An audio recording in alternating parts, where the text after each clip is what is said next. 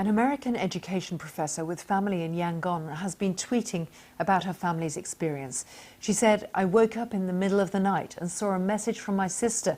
As expected, it's been absolutely brutal. They shot into her house and are in her street.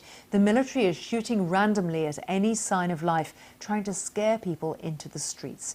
Dr. Bettina Shea spoke to me a little earlier about her sister's message.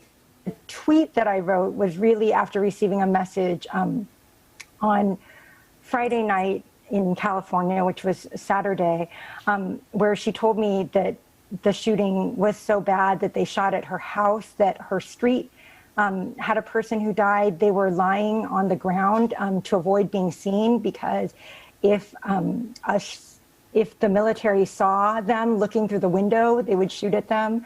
At that point, she told me, and this was early, this was around 1 a.m., in California, that 80 people had already died. She said the only way to maybe stay safe is to lock the door, go to the back of the house, pretend as if they're not there.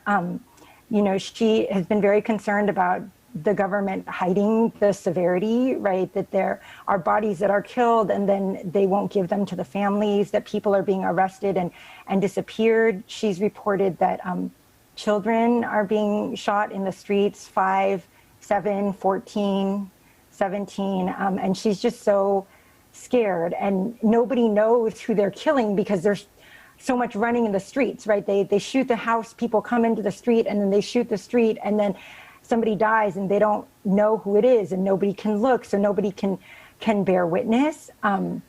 It's chaotic, it's incredibly distressing. Yeah.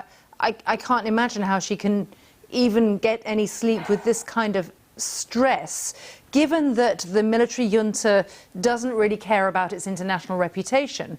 What do you think can be done? Yes, it's an excellent question. I mean, they clearly don't care about their international reputation. And I know that the West, the US, the UK have been trying economic sanctions, but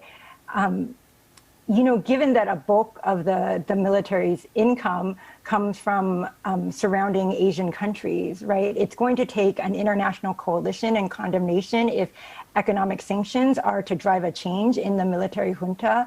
It's going to require more attention so that it can be that people no longer can say that this is an internal affair, but that it is something that the international community must come around to stop these horrible human rights violations and these people, just these innocent people being killed.